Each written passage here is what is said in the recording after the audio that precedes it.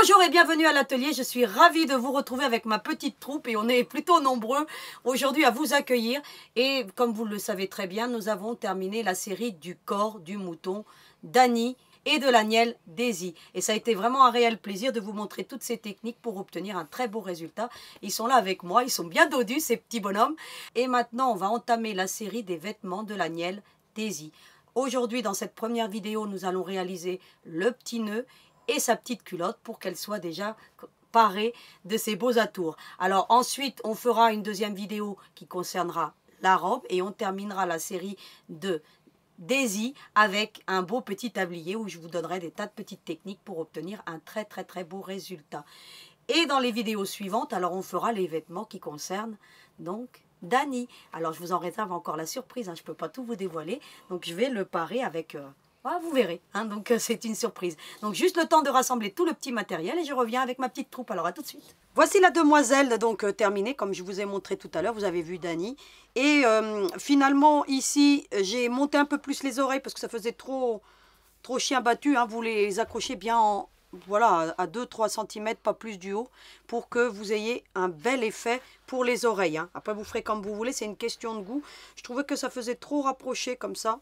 Donc, je trouve pas ça fan. Je préfère qu'elle soit un peu écartée. Donc, voilà. Vous ferez comme vous voulez. Pareil, je voulais vous montrer des aiguilles parce qu'il m'est arrivé un incident. J'avais acheté un lot d'aiguilles à pas cher. Hein. Enfin, pas cher. Elles étaient quand même pas données non plus. Et en fait, quand j'ai traversé dans les jambes, j'ai une aiguille qui a cassé à l'intérieur. Donc, on a réussi à l'extirper avec mon mari en compressant vraiment très fort. L'aiguille, elle est sortie. Donc, j'ai pu la récupérer. Sinon, il ne faut pas laisser d'aiguille à l'intérieur d'une peluche. Ça peut être extrêmement dangereux. Du coup, j'ai utilisé des aiguilles pony à matelas que j'avais pour traverser. Alors, c'est des très grosses aiguilles. L'avantage, c'est qu'elles sont vraiment épaisses et pour traverser, ça a été très facile. Donc, je vous les mets en lien dans la vidéo de la semaine dernière et je vous les mets en lien sous cette vidéo. Comme ça, au moment où j'en parle, vous voyez que ce genre d'aiguille, eh ben, elle est juste topissime. C'est de la marque Pony. Alors, ils font beaucoup de matériel pour le tricot, la marque Pony, pour celles qui connaissent. Et ils ont pas mal de petites merceries qui est assez sympa. Et notamment, moi, je trouve que ces aiguilles à matelas, du coup, j'en ai racheté parce que franchement, en avoir 4, ça ne sera pas un luxe. Eh bien, elles sont vraiment topissimes. Elles sont entre 8 et 9 euros, hein, donc la paire d'aiguilles. Donc, celle-ci, à bannir, parce que franchement, lorsqu'on fait une pression, eh ben, elle a vraiment cassé en deux. Donc, c'était une longue hein, que j'avais utilisée. Une très longue, hein, elle était plus longue. Et puis, elle a cassé complètement en deux. Hein. Juste en traversant, bam! J'ai tiré, elle a cassé en deux. Donc c'est vous dire hein, que la qualité des aiguilles est importante. Là en l'occurrence je vais les utiliser pour d'autres ouvrages. Lorsque je ferai éventuellement des toutes petites poupées, il y aura moins de pression. Mais franchement c'est pas top. Hein. Donc si vous avez des aiguilles qui sont comme ça, voilà en lot comme ça, les utilisez pas. Pour faire ce genre de projet, je vous mets celles-ci en lien. Elles sont juste topissimes de la marque Pony. Puis je vous rappelle le petit étui Artbin que je vous mettrai aussi pour ranger les aiguilles, c'est juste top. Donc ça c'est vraiment mon coup de cœur hein, pour réaliser donc cette peluche. Donc je les mets de côté et on va se concentrer donc sur les vêtements de l'agnelle Daisy. Alors vous avez sous la vidéo un patron complet qui concerne les vêtements, à savoir le corps, le patron du corps, vous le trouvez dans la vidéo numéro 1 sur les 3 vidéos que vous avez eues pour le corps. Donc, sous la vidéo 1, vous avez le lien, vous le téléchargez. Et bien entendu, c'est une question qui me revient, mais alors systématiquement, parce que certaines personnes ont du mal à imprimer. Suivez la vidéo, on va vous montrer. Il faut d'abord télécharger le patron. Soit vous l'enregistrez sur votre PC, soit vous l'avez sur votre écran. Une fois qu'il est téléchargé, vous avez une petite flèche hein, qui pointe vers le bas et vous avez Download File. Vous avez juste à chercher le sigle. Hein. C'est en général en haut à droite de votre écran et vous téléchargez bien entendu le patron. Il faut le télécharger. Et je vous recommande même au préalable, pour que ce soit plus facile, de télécharger Adobe. Adobe version gratuite, vous en avez hein, donc des programmes Adobe à télécharger gratuitement. Vous le téléchargez, vous êtes tranquille ensuite. Et vous n'avez plus qu'à télécharger les patrons. Et non, je n'ai pas d'autre moyen que le PDF pour vous mettre les patrons. Pour plusieurs raisons. Déjà parce que comme ça, on n'a pas besoin de les redimensionner. Deuxièmement, c'est parce que ça évite la falsification de patrons. Voilà, hein, donc comme ça, mes patrons sont protégés aussi. Et puis, bien entendu, ça permet aussi d'avoir un beau A4 avec quelque chose de bien structuré, puisque moi j'utilise Publisher pour faire mes patrons. Ça me facilite donc l'ouvrage. Et du coup, je peux ensuite les transformer en format PDF pour qu'ils soient protégés, pour éviter qu'on vienne à falsifier donc mes créations. Donc voilà, donc c'est bien moi qui l'ai fait, donc c'est normal que ça soit protégé. Bien entendu, je vous les donne gratuitement et après, les créations, vous pouvez les vendre, vous pouvez les donner, vous en faites ce que vous voulez. Je ne mets pas de limite. Seulement, je ne veux pas qu'on s'attribue mes patrons, voilà, qui sont bien de moi. Donc, soit dit en passant. Alors, on va commencer le patron par voir plusieurs petits éléments. Alors, j'ai structuré la série des vêtements en 3 vidéos pour éviter que ça soit trop surchargé et aussi pour que ça soit bien structuré et pour que je vous donne le maximum de techniques pour que vous puissiez bien les réaliser. Parce qu'il y a quand même des petites techniques à savoir pour faire et la robe et la petite culotte qu'on va faire et surtout le nœud. Donc, c'est la particularité de ce cours d'aujourd'hui. Alors, on va commencer par préparer le nœud. Alors, pour préparer le nœud, vous aurez besoin d'un morceau de tissu. Alors, moi, j'ai choisi... Bon, là, il n'est même pas repassé, donc je vais le repasser avant de passer à l'étape couture pour que j'ai quelque chose de bien plat. Mais vous avez le gabarit, hein. Vous l'avez là. Alors, on a peut-être des petits millimètres de différence, c'est normal, hein. Comme j'appose un filigrane et lorsqu'on transforme en PDF, il y a toujours 3, des fois 4 mm de différence. Mais au final, tout est à l'échelle, donc vous aurez le même résultat. Ce sera légèrement plus petite que moi, de 2-3 mm, mais ça ne change pas grand-chose. Donc voilà, vous avez donc ceci à préparer. Vous aurez besoin de broderie anglaise pour faire le nœud. Alors de 5 cm, alors si je pense qu'elle doit faire les 5 cm, je vais mesurer avec ma règle. Voilà, soit dit en passant, je vous montre une belle poignée de la marque Gypsy. C'est une marque qui s'est lancée dans tout ce qui est patchwork. Et ils font pas mal de petites choses, et notamment des épingles avec des numéros pour pouvoir, lorsqu'on fait des panneaux. Donc comme je suis en train de faire un panneau mural, donc ça m'aide énormément. Et puis ils font aussi des petits tournevis, des tas de petites gadgets qui sont vraiment pas mal. Et notamment des petites poubelles de table et tout. Mais j'aime bien cette poignée parce que, regardez, vous la mettez, vous serrez... Et le tour est joué, la règle est bien sécurisée. Donc, et en plus, elle n'est pas très gros par rapport au Suoesi que j'avais habituellement. Là, j'aime bien. Donc, éventuellement, si je vous le trouve, je vous le mets en lien.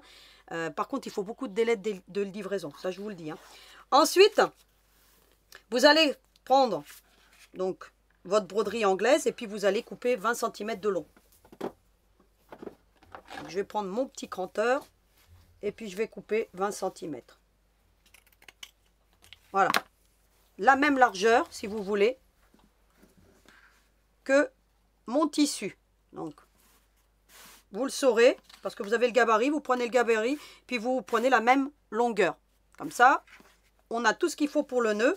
Vous avez besoin ensuite d'un autre morceau petit tissu. Alors, vous prenez un tissu contrastant ou pas. Donc là, moi, j'aime bien que pour l'agnelle, comme vous voyez ici, eh bien, j'ai utilisé mes 3 imprimés. C'est-à-dire, j'ai la broderie anglaise, j'ai mon tissu du tablier et j'ai le petit tissu ici qui est de la même tonalité que la robe. Ça permet d'avoir une très belle harmonie dans la création, mais vous ferez comme vous voulez. Puis moi, vous voyez, je suis restée sur des petits animaux, hein, donc je trouve que ça fait printanier donc pour l'agnelle, mais vous ferez comme vous voulez, ça va de soi. Donc, je vais préparer, remettre mes petites pinces pour éviter de tout mélanger.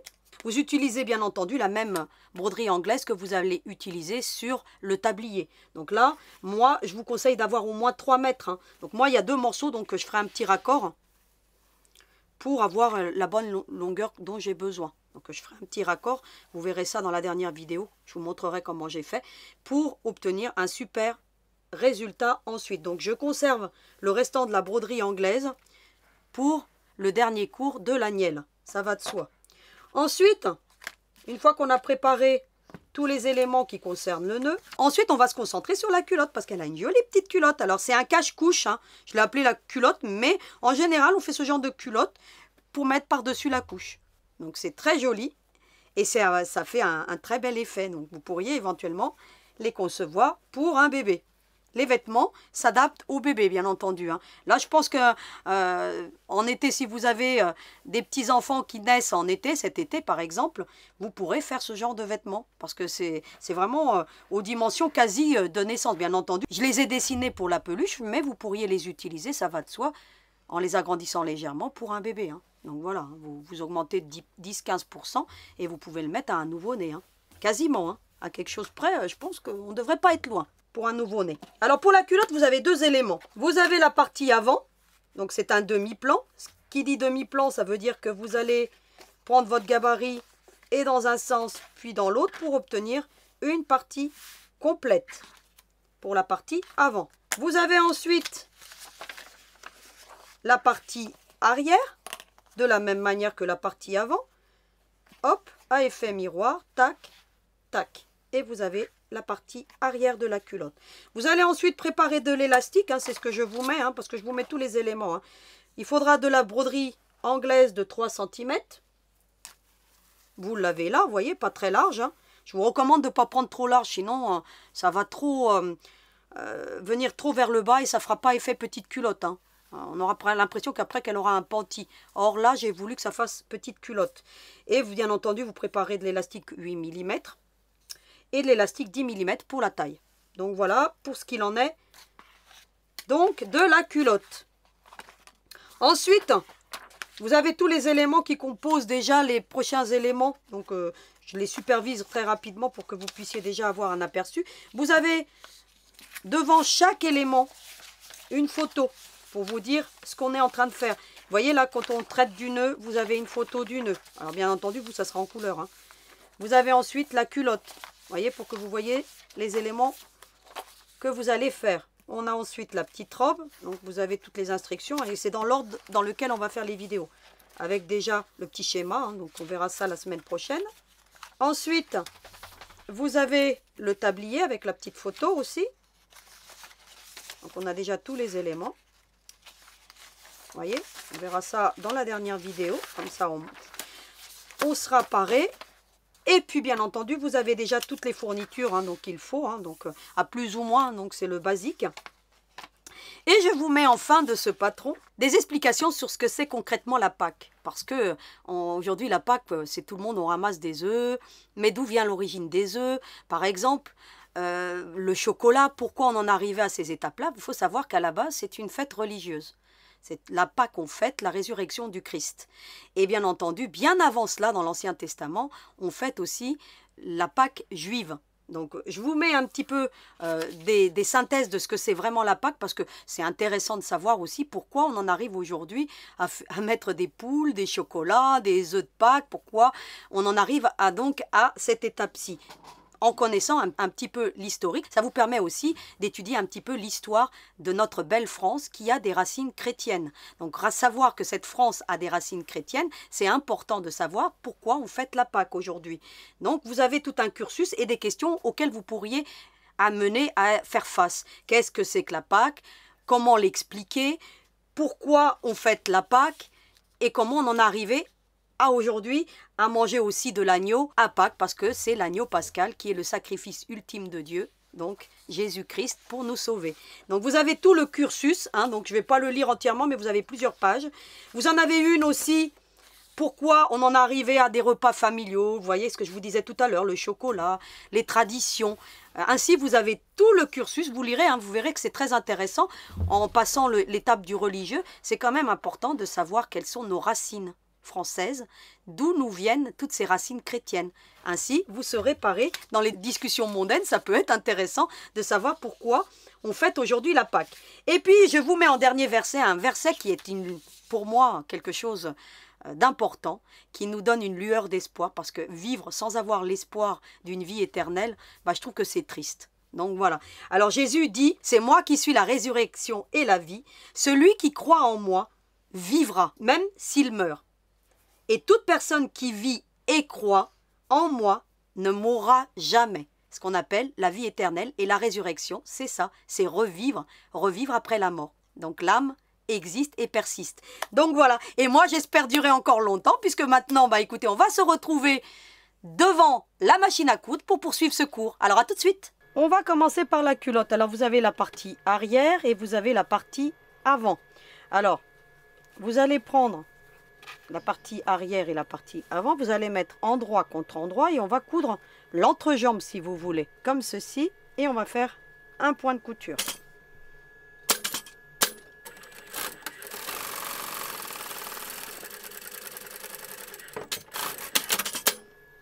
On obtient ceci. Ce que je vais aller faire maintenant, puisque moi j'ai une surjeteuse et que j'aime les très belles finitions, eh bien je vais faire un point de surjet ici. Voilà ce qu'on obtient.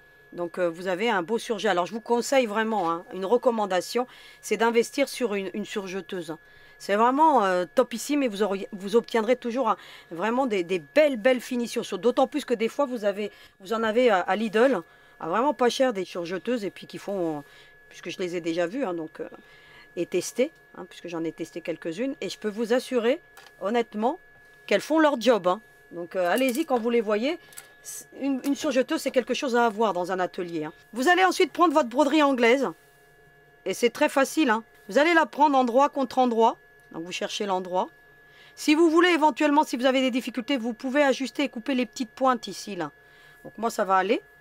Et puis vous allez tout simplement coudre le contour comme ça de votre culotte. Alors vous allez commencer ici. Éventuellement vous épinglez. Vous laissez toujours dépasser un petit peu là. Parce que comme on a l'arrondi, il faut laisser dépasser, vous voyez, hein, comme ça.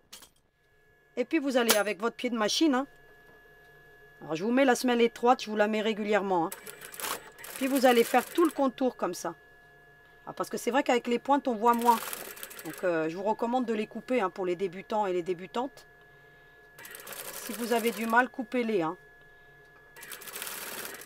Hop. Zou.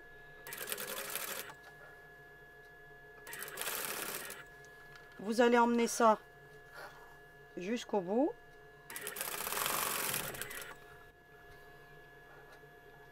Vous avez vu que je n'ai pas coupé la broderie avant de l'avoir cousue.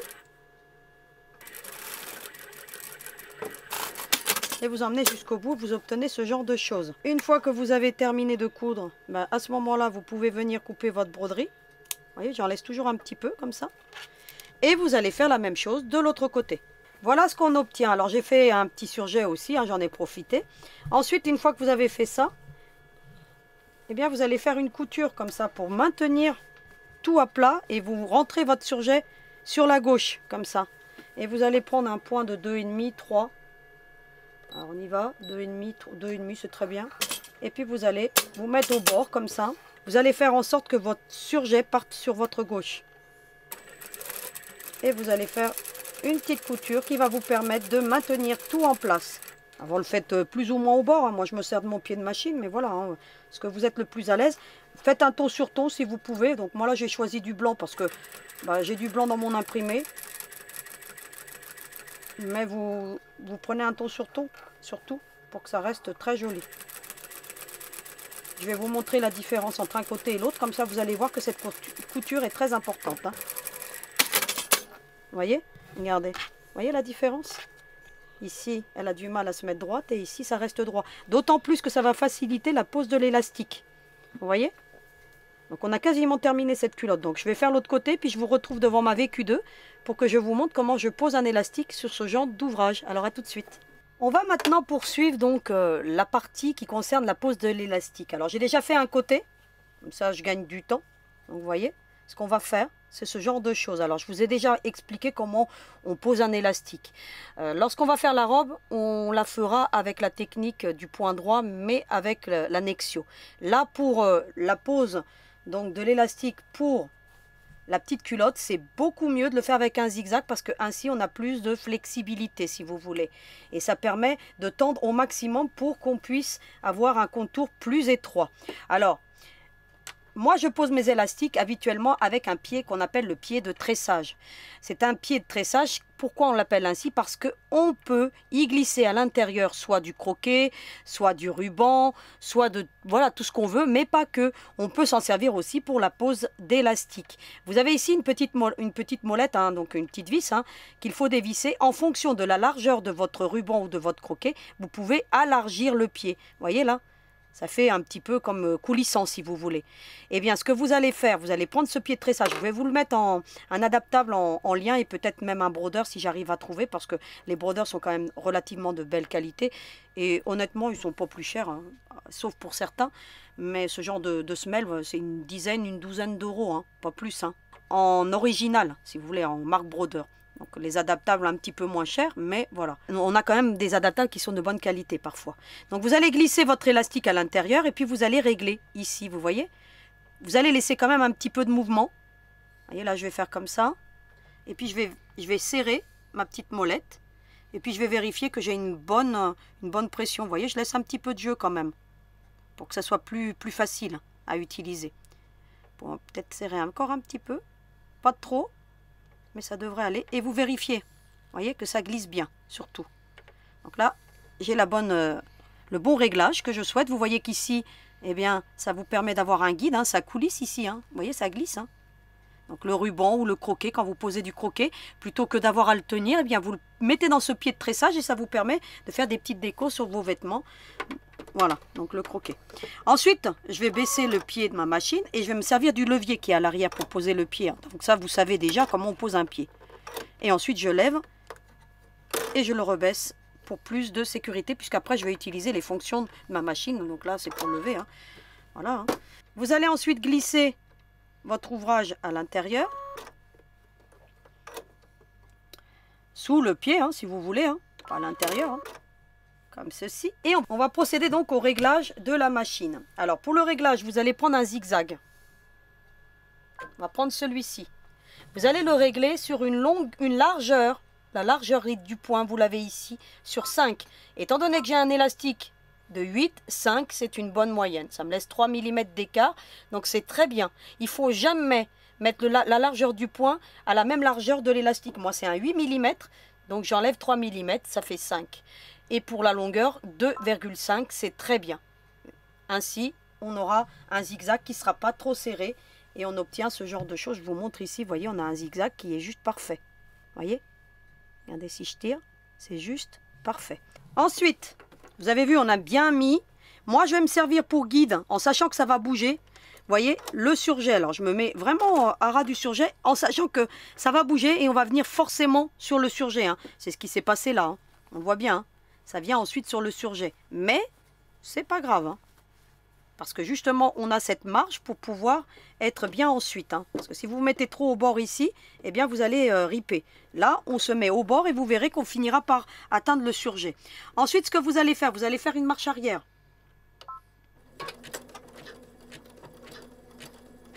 Voilà, pour bien fixer l'élastique. Vous pouvez même la faire 2 fois hein, si vous voulez. Vous allez être sûr. Hein. Voyez? Voilà. Puis on va avancer légèrement. Voilà. Vous réglez la vitesse sur une vitesse modérée, parce que là, il va falloir y aller tout doux, parce que sinon, ça bouge relativement vite, et d'autant plus que on veut avoir quelque chose de parfait. Vous allez ensuite faire une pression sur votre élastique. Vous voyez? Pas trop tiré, mais juste ce qu'il faut, comme ça. Vous voyez? Voyez? Hop. Voilà, plus ou moins. Hop. Et puis vous allez commencer à tirer et à coudre en même temps. Et vous voyez que ça bouge. Hein. Vous voyez, il est venu déjà se poser sur le surjet. C'est normal. Hein. Bon, bien entendu, on enlève l'élastique hein, parce que sinon il risque de se prendre. Éventuellement, vous le coupez. Hein.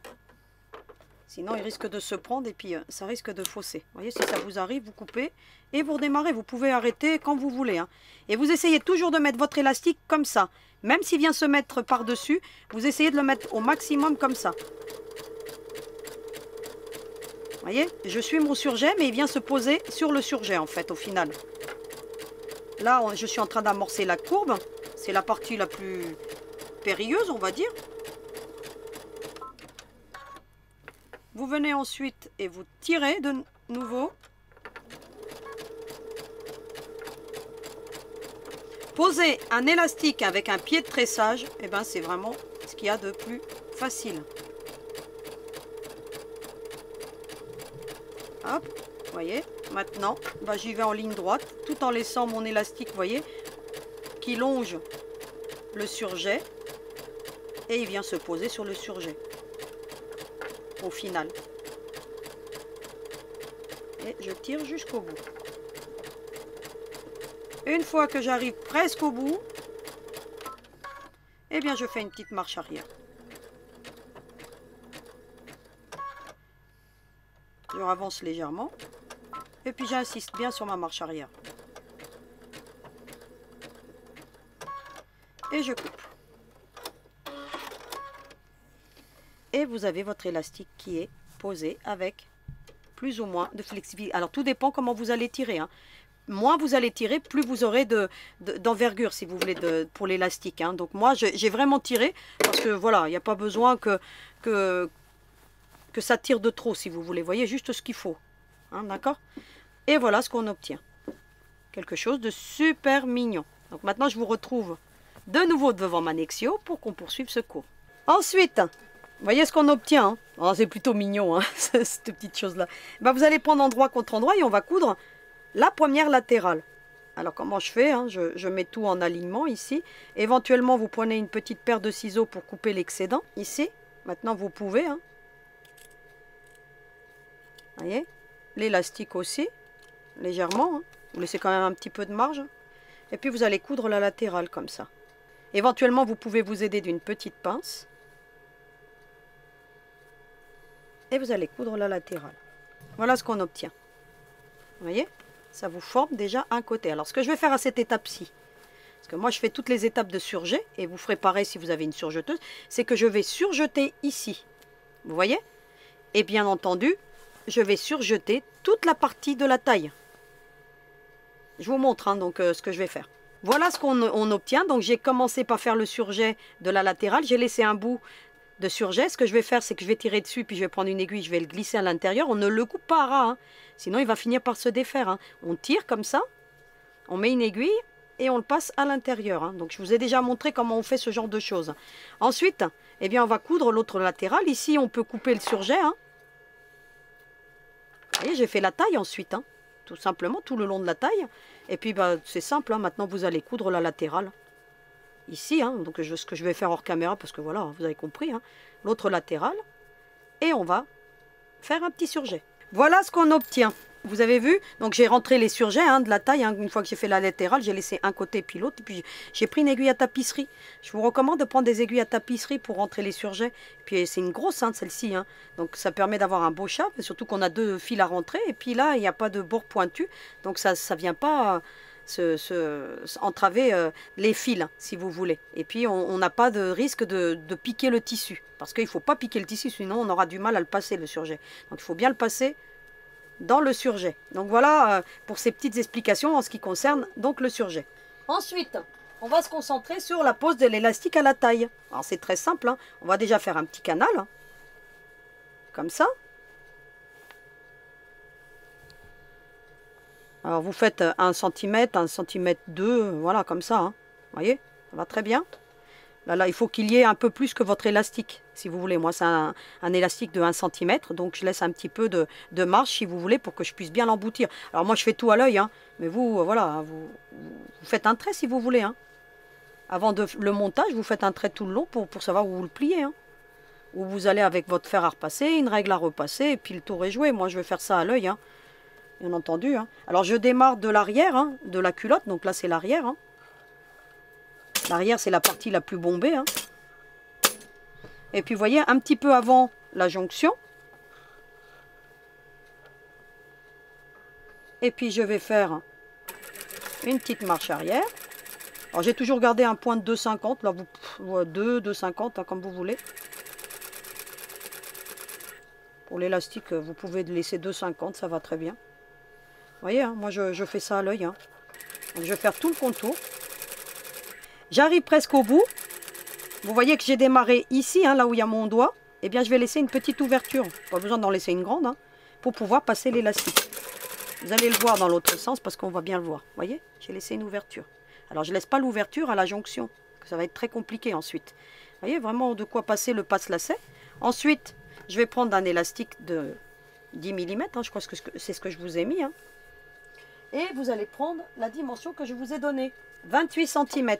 Alors vous allez prendre une règle. Donc là j'en ai une grande de chez Boa. Ils sont bien, hein, ces règles de chez Boa, hein. Donc, vous en avez plusieurs, hein, de chez Boa. Vous avez la 10 cm. Alors vous les trouvez uniquement dans le site de Boa, hein.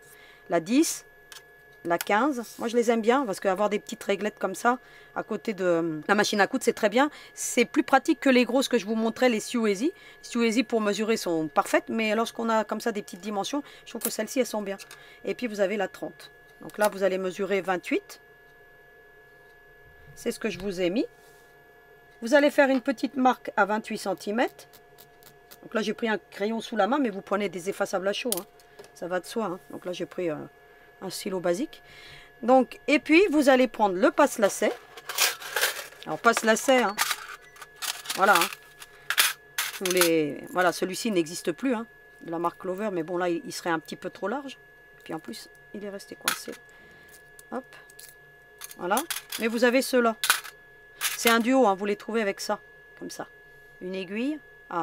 Donc à passer les fils élastiques. Et puis vous avez celui-ci que j'aime beaucoup. Hein. Donc vous le voyez souvent utilisé. Puis vous avez celui aussi en forme de pince, je vous le mettrai aussi. Alors celui en forme de pince, c'est de la marque Clover. Et il vient avec celui-ci. Donc ça peut être utile celui-ci. Hein. Vous voyez que le mien, il est déjà bien tordu. Donc ils viennent comme ça. Donc je vous mettrai les deux. Comme ça vous ferez votre choix. Vous pouvez prendre ou la pince, ou vous pouvez prendre celui-ci. Alors moi j'aime bien celui-ci. Pourquoi celui-ci? Parce que vous avez juste à mettre votre ruban ou votre élastique, tout ce que vous voulez, à tirer jusqu'au bout et puis il reste coincé. Ensuite, vous le passez par le canal. Voilà. Vous faites en sorte que votre élastique reste droit. Hein. Hop. Hop. Vous allez faire tout le tour. Ici, vous allez faire bien attention de trouver le chemin. Hein. Parce que c'est toujours le plus difficile dans les jonctions. Mais bon, en cherchant, vous allez trouver. Et puis vous allez l'emmener jusqu'au bout. Vous allez ensuite tirer. Vous allez pouvoir enlever votre passe-lacet. Vous laissez comme ça. Vous faites en sorte que l'élastique reste bien droit. Hein. Bien à plat surtout. Que ça ne fasse pas de... Vous pouvez tirer un petit peu. Et puis faire en sorte qu'il reste bien à plat surtout. Vous voyez? Pas toujours évident, mais... on y arrive quand même. Voilà. Vous voyez là? Vous avez la marque ici. À cette étape-ci, vous pouvez le couper. D'accord?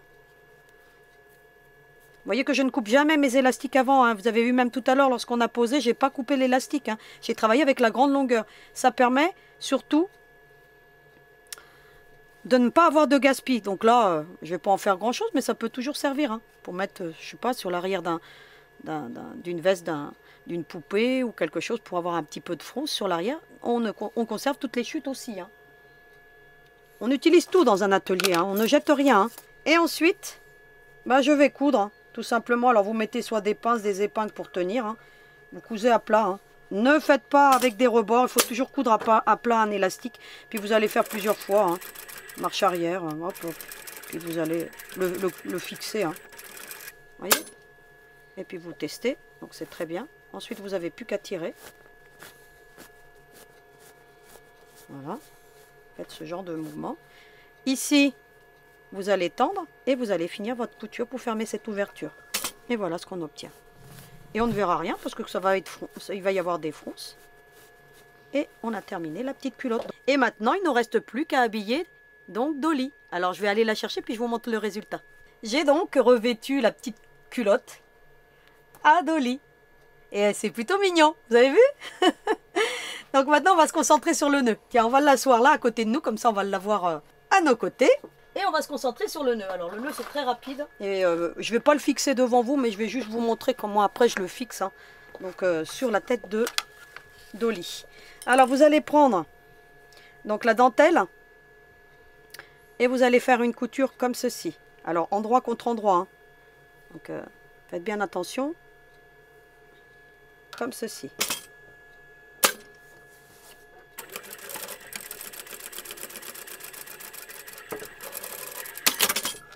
On obtient ce genre de choses. Je vais faire un petit surjet ici et on aura terminé pour la partie donc de ce nœud. Ensuite, vous allez prendre le tissu, vous allez mettre endroit contre endroit comme ceci et vous allez déterminer une ouverture ici. Allez. 3 cm de chaque côté, d'un côté et puis de l'autre. Que ça vous laisse une belle envergure pour pouvoir ensuite coudre les extrémités. On va faire comme on a déjà fait pour faire des snoods. Ma technique à moi pour faire aussi des chouchous et tout ça. Hein. Donc je vous avais déjà montré hein, cette technique. C'est à peu près la même. Vous allez donc coudre d'un bout à l'autre jusqu'au niveau des marques. Voilà ce que ça donne, hein. Vous voyez que les extrémités ici ne sont pas cousues. On voit bien. Hein. Vous voyez? Voilà, ça donne ce genre de choses. Vous allez ensuite retourner sur l'endroit. Vous aidez du pouce. Hein. Et puis la baguette chinoise qui va bien. Un bon allié ensuite. Voilà, hop. Vous obtenez ce genre de choses. Vous avez vu? Ça fait un canal. Hein. Ensuite, ce que vous allez faire, c'est que vous allez prendre une pointe et puis l'autre ici. Endroit contre endroit, hein, vous voyez. Hein. Faut que ça reste droit ici. Hein. Et puis vous allez coudre tout le contour. Alors c'est un petit peu périlleux, mais bon, ça se fait bien. Et vous allez voir que ça facilite. Une fois que vous avez bien positionné, eh bien vous allez tourner tout simplement et puis vous y allez tout doux. Hein. Vous allez y arriver. Hein. Ça se fait très bien. Voilà, vous vous maintenez bien avec vos doigts et puis vous allez coudre. Hein. Vous voyez ce que j'ai fait. Hein. Voilà. Éventuellement, vous laissez plus de 3 cm si vous avez du mal. Hein. Et puis ensuite, vous avez juste à faire ça. Vous voyez, l'ouverture, elle se retrouve à l'intérieur. De toute façon, on n'a pas besoin de venir faire un point invisible parce qu'on ne le verra pas. Ça va se retrouver au milieu. Voilà, éventuellement, vous faites un point invisible si vous le souhaitez. Vous allez hop, hop, hop. Et vous obtenez ceci. Voilà. Moi, je vais le mettre dans ce sens-là parce que je vois que une belle libellule. Alors, je vais même, vous voyez, décaler le comme ça. Pour qu'on puisse voir ensuite la petite libellule. Alors, vous le mettez bien entendu à peu près au milieu. Hein. Moi, j'ai légèrement décalé parce que je veux voir la petite libellule ici. J'aime bien. Voilà ce qu'on obtient. Vous voyez, quelque chose de très très joli qui va nous permettre de faire le nœud. On a ceci et on a ceci. Donc je vais aller faire le petit surjet ici. Ensuite on va faire donc la petite lanière centrale. Donc vous allez prendre le petit morceau de tissu. Hein, et puis vous allez tout simplement faire ce genre de petites choses. Vous allez faire une petite couture. Voilà.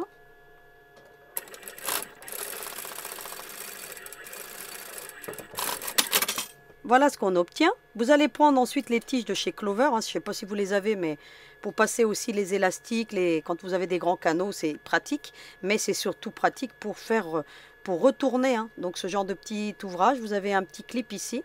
Donc je vous les ai déjà montrés. Hein. C'est vraiment un indispensable, on va dire, dans l'atelier. Je vais prendre le petit. Donc vous avez ici un petit clapet. Puis vous allez tout simplement retourner. Alors si vous avez plus de mal, vous coupez un petit peu de marge de couture. Hein. Hein, mais ça devrait se faire. Vous voyez? Vous les voyez à l'œuvre, ces tiges, c'est vraiment... voilà, retenez bien les noms que je vous donne, hein, parce que bientôt je vous ferai un petit concours. Donc on va dire que c'est un indispensable celui-ci. Le guide passe, c'est le must. Hein. Hein, vous m'entendez souvent dire tous ces petits noms.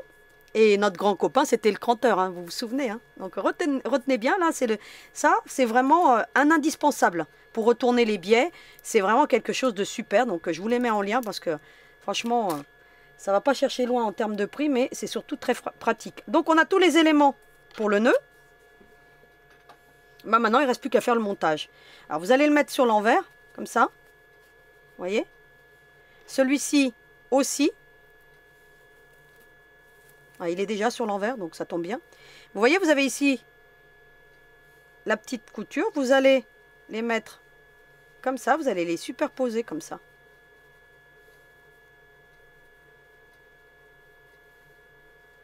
Faites en sorte que de l'autre côté, vous ayez à peu près la même quantité. Hein. Vous voyez? Vous allez faire ça bien. Voilà. Vous pouvez prendre de la colle si vous voulez. Sinon, vous allez prendre un fil et une aiguille. Et puis, vous allez faire juste 2 petits points pour le maintenir en place. Vous allez faire 4 petits points, en fait. Vous allez en faire là. C'est juste des points de maintien. Hein. Donc, hop. Vous pouvez couper à ras, c'est juste des points de maintien, donc là, c'est pas d'incidence. Vous allez en faire un à l'opposé. Et puis, vous allez en faire 4, en fait. Des petits points. Ça vous évite qu'ils bougent. Ou alors, vous faites 4 petits points de colle, comme vous voulez. Voilà ce que j'ai fait. J'ai fait un petit point d'ancrage ici, un à l'opposé, puis ensuite j'ai fait comme ça. J'en ai fait un là et un là. Alors, vous pouvez mettre des points de colle, comme je vous le disais. C'est juste pour l'aider à maintenir, en fait. Et ensuite, vous allez le retourner, comme ça. Et vous obtenez ceci. Alors, vous faites attention de le faire dans le bon sens. Ensuite, vous allez bien mettre au milieu, comme ça. Et puis, on va faire des fronces. Alors, vous faites attention qu'on ne voit pas le point de couture. Hein. Alors là, on le voit, mais c'est pas grave, parce que je sais que ça va être au milieu, donc c'est pour ça que je l'ai laissé. Donc, ça ne me gêne pas. Vous allez ensuite bien mettre tout centré, comme ça. Voyez. Hop. Et puis vous allez, alors moi ce que je fais, je démarre déjà de l'intérieur comme ça, pour que le nœud il reste à l'intérieur. Ici, je fais un petit point d'arrêt. Après vous faites comme vous voulez, hein, vous avez votre technique. Hein. Vous verrez que vous voyez que je travaille avec une très grande longueur et vous allez comprendre pourquoi. Comme ça, en une opération, je vais faire le nœud et je vais le fixer sur la tête de Dolly. Et ensuite, je démarre, alors le nœud, je fais en sorte qu'il reste bien à l'intérieur. Vous voyez, je pars du bas, et puis je vais faire des fronces. Zou, zou, zou, zou, et zou. Je vous montre ce que ça donne, hein. Une belle farfalle. Ça donne ceci. Et puis je m'aide avec le dé à coudre.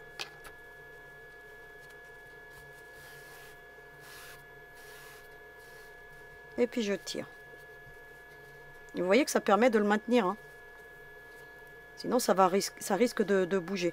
Puis vous allez faire ça. Hein. Puis vous allez tourner autour. Hein, comme ça. Hop.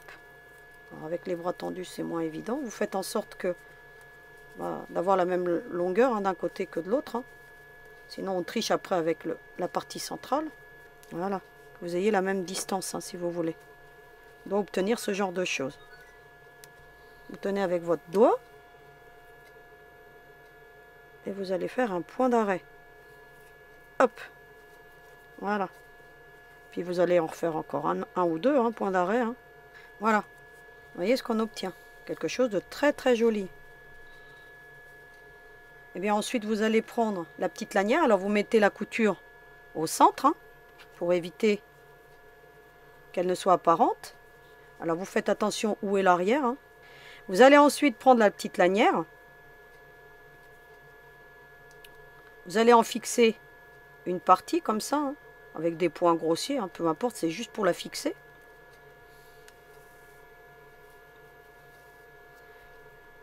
Je vous recommande de le faire, hein, parce que ça facilite hein, pour les prochaines étapes. Comme ça, hop. Alors je travaille avec mon fil doublé, donc forcément c'est moins évident, mais c'est voulu parce que comme après je veux le fixer directement sur la tête, donc comme ça avoir le fil doublé. Donc c'est plutôt pas mal. Voilà. Vous voyez, je le fixe bien hein, sur l'arrière. Je fais un petit point d'arrêt ensuite. Je fais en sorte que mes deux fils soient tirés en même temps. Voilà. Ensuite, je prends cette petite lanière et je viens et je fais le contour comme ça. Alors je fais en sorte d'avoir une belle répartition. Hop, j'arrive ici. Eh bien, je plie vers l'intérieur. Alors, si j'en ai trop, je coupe. Mais logiquement, vous devriez en avoir assez. Voyez? Si ça vous convient, vous regardez de l'autre côté si ça vous convient. Bon, c'est parfait. Moi, ça me semble plutôt pas mal. Vous l'arrangez, hein, le nœud. Hein. Vous regardez si vous avez la même distance. Sinon, vous le tirez légèrement, comme ça. Et puis, vous repartez. Hein, jusqu'à obtenir une belle proportion. Et puis vous allez coudre ici, pareil, hein, avec des points. Hein. C'est moins évident de travailler avec des grandes longueurs. Sinon, vous travaillez avec des petites et puis vous refixez un fil. Hein. Donc moi, je veux faire toutes les étapes. Donc voilà, d'un coup. Hop, mais vous voyez que c'est un nœud très facile à faire et ça vous permet de mélanger les matières. Et c'est très joli. Vous pourriez le mettre sur un serre-tête d'une petite fille, hein, lui faire la robe assortie. Et puis lui faire le petit nœud comme ça. Alors moi j'ai utilisé tous mes tissus. Hein. Donc il y a moins de contraste hein, qu'avec l'autre. Mais vous voyez ce qu'on obtient. Alors vous serrez plus ou moins. Hein. Si vous voyez que c'est pas assez serré, vous venez, vous le serrez un peu plus. Et puis ensuite, vous allez bien l'arranger. Hein. Voilà. Vous n'aurez plus qu'à venir le coudre. Regardez comment que ça fait joli. Avec des petits points d'invisible. Alors ce que vous allez faire, donc là je ne vais pas le faire devant vous, mais je vous montre juste. Vous mettez des épingles ici, là. Vous voyez là? Tac, tac, tac, tac. Vous soulevez et vous venez.